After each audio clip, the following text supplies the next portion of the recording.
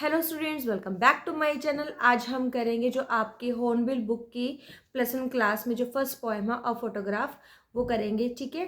This poem is written by Shirley Toulson. जो शिरले टॉलसन है, इस पोएम में वो अपनी जो मदर की जो मेमोरीज हैं वो इसमें डिस्क्राइब करते हैं। ठीक है। जैसे हम पोएम के टाइटल को देखते हैं, फोटोग्राफ। ठीक है। फोटोग्राफ हम क्यों लेते हैं? हम बेसिकली फोटोग्राफ हम अपनी मेमोरीज के लिए लेते हैं ना, कि हम अपनी मेमोरीज को मतलब कि प्रिजर्व करके रख सकते हैं। ठीक है। तो जो इस पोएम का जो टाइटल है अ फोटोग्राफ, से हमें ये पता लगता है कि इस पोएम में जो जो पोइटेस है उसने क्या है, अपनी मेमोरीज के बारे में बताया हुआ है। तो बेसिकली इस पोएम में जो पोइटेस शिरले टॉलसन है वो अपनी मदर की फोटोग्राफ के बारे में हमें बताती है। ठीक है। कि उसकी जो मदर थी, तो उसने जब उसकी मदर को जो पिक्चर शो करी थी, तो वो उसके बारे में हम ये इस पोएम में रीड करेंगे। Okay, let's begin our poem. The cardboard shows me how it was when the two girl cousins went paddling. Paddling का मतलब क्या होता है कि जब हम नंगे पाँव चलते हैं ना, तो हम उसको क्या बोलते हैं? पैडलिंग बोलते हैं। ठीक है। तो वो जो कार्डबोर्ड वर्ड है, यहाँ पे जिस पोएम में कार्डबोर्ड वर्ड है, इस पे क्वेश्चन भी आता है कि इंपॉर्टेंट बनता है क्वेश्चन कि what does cardboard show in this poem. तो कार्डबोर्ड शोज द फोटोग्राफ। ठीक है। तो कार्डबोर्ड क्यों है? जिससे क्या होता है, बेसिकली जो कार्डबोर्ड होते हैं, सॉरी, जो फोटोग्राफ्स होते हैं वो क्या होते हैं, तो वुडन के होते हैं या फिर मिरर ग्लास के होते हैं। लेकिन अभी इतने सालों पहले जब ये पोएम लिखी गई थी, तो उस टाइम में क्या होता था, कार्डबोर्ड के होते थे। तो जो फोटोग्राफ, जब हम जिस फोटोग्राफ में लगाते हैं ना, ठीक है, तो वो पहले किसके होते थे? वो फोटो फ्रेम कार्डबोर्ड्स के होते थे। तो जो कार्डबोर्ड है, मतलब फोटोग्राफ, जो फोटो फ्रेम है, वो शो करता है कि how it was when the two girl cousin went paddling. कि जो फोटोग्राफ का जो फ्रेम है वो ये शो करता है कि किस तरीके से टू गर्ल्स कजन का मतलब यहाँ पे क्या है कि जो पोइटेस की जो मदर है वो अपनी टू कजन के साथ, मतलब कि पोइटेस तो थी, उनके साथ में उसकी 2 कजन भी थी, मतलब कि जो उसकी सिस्टर्स भी थी, और वेंट पैडलिंग, और कैसे जा रही थी वो? नंगे पाँव उसमें समुद्र में जा रही थी। ठीक है।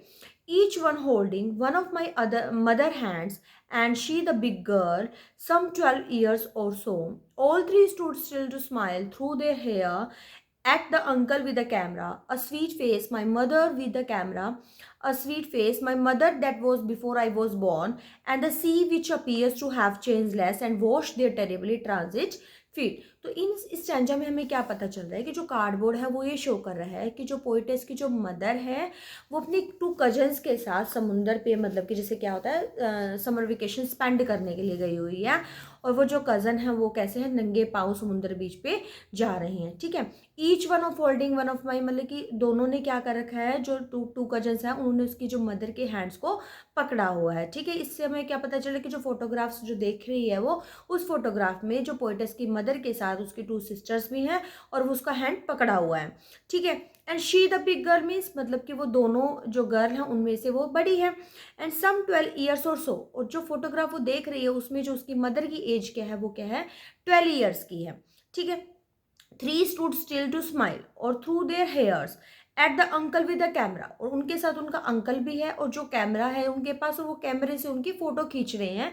और जब वो फोटो खींच रहे हैं तो वो एक स्टिल, मतलब कि स्टिल, मतलब जब हम स्माइल करते हैं ना, तो जब फोटो खिंचवाते हैं तो वो स्माइल कर रही हैं।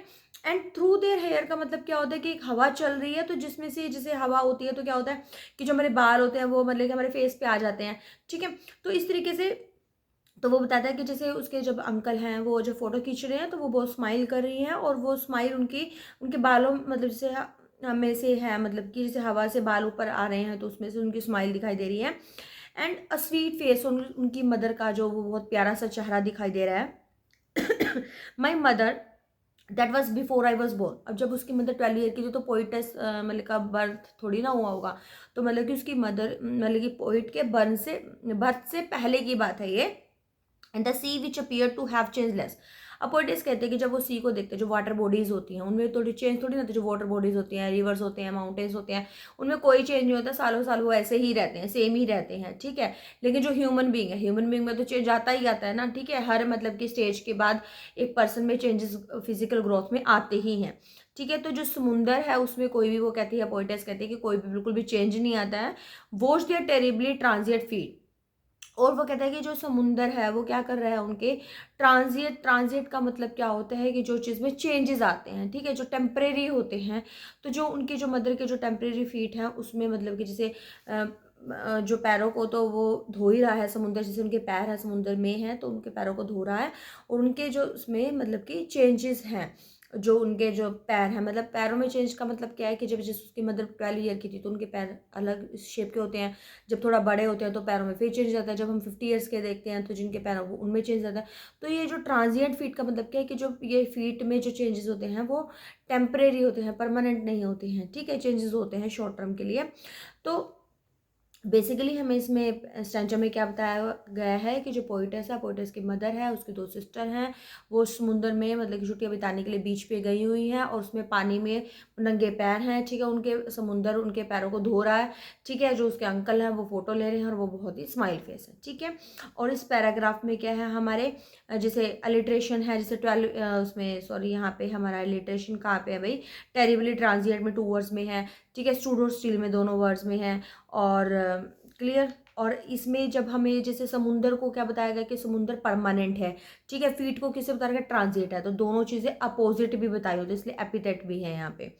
नेक्स्ट स्टैंजा देखते हैं। सम 20-30 years later she would laugh at the snapshot, see Betty and Dolly, she would say, and look how they dressed us for the beach, the sea holiday was her past and mine is her laughter, both rye with the labored ease of loss। अब इस जो first stanza में क्या था, जो poet है वो अपनी मदर की फोटोग्राफ को देख रही है।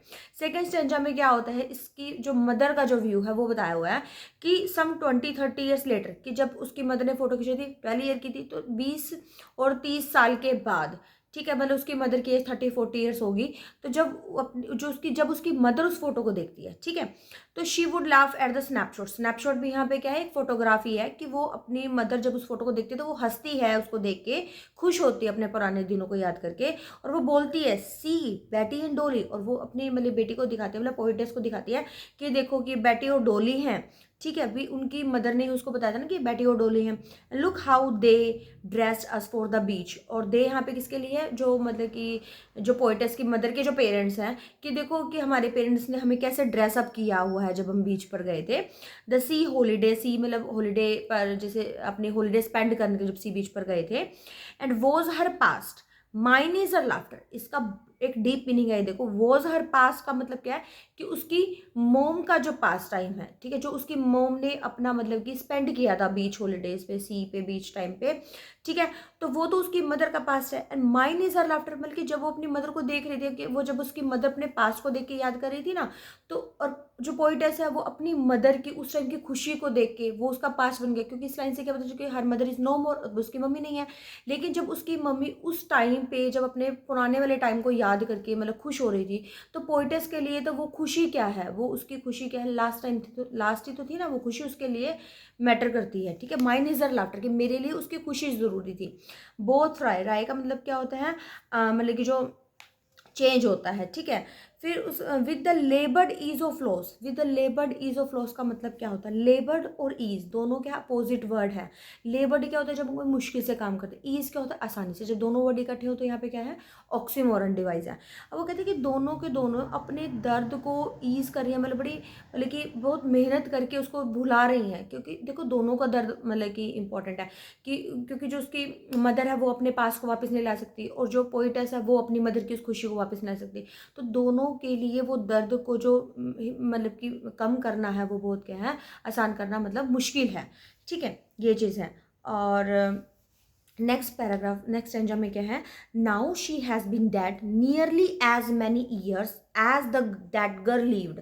अब ये क्या है भी, अब उसकी मदर क्या है इस स्टैंजा में, अब उसकी मदर नहीं है, ठीक है, तो वो कह रहे हैं कि she has been dead nearly as many years the girl lived. अब गर्ल कितने ईयर्स की थी उस फोटोग्राफ में, 12 ईयर्स की थी। अब पोइटस मतलब कि वो पोइटस बता रही है कि अब उसकी मदर को उतने साल हो गए, उतने ही साल होंगे जितने साल की वो उस फोटोग्राफ में थी, मतलब 12 ईयर की थी, तो मतलब 12 ईयर उसकी मदर को मतलब कि डेथ को हो गए हैं। एंड ऑफ दिस सर्कमस्टांसिस, उन सिचुएशन से, उन कंडीशन से, there is nothing to stay at all, it's silence and silence.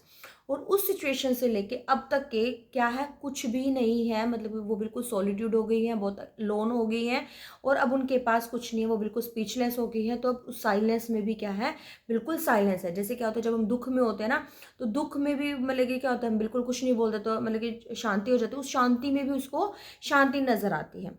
तो ठीक है, तो इस पॉइंट में हम बेसिकली हमें क्या याद रखना है जो इस पोएम में जो शिरले टॉल्सन है वो अपनी मदर की बारे में, जो मदर की मेमोरीज़ के बारे में इसमें हमें फोटोग्राफ पोएम के थ्रू हमें बताती है, ठीक है। और जो भाई उसकी मदर थी वो 12 ईयर की थी। ये कुछ इंपॉर्टेंट बातें हैं जो मैंने बार बार रिपीट भी की हैं स्टैंजर्स में, ठीक है।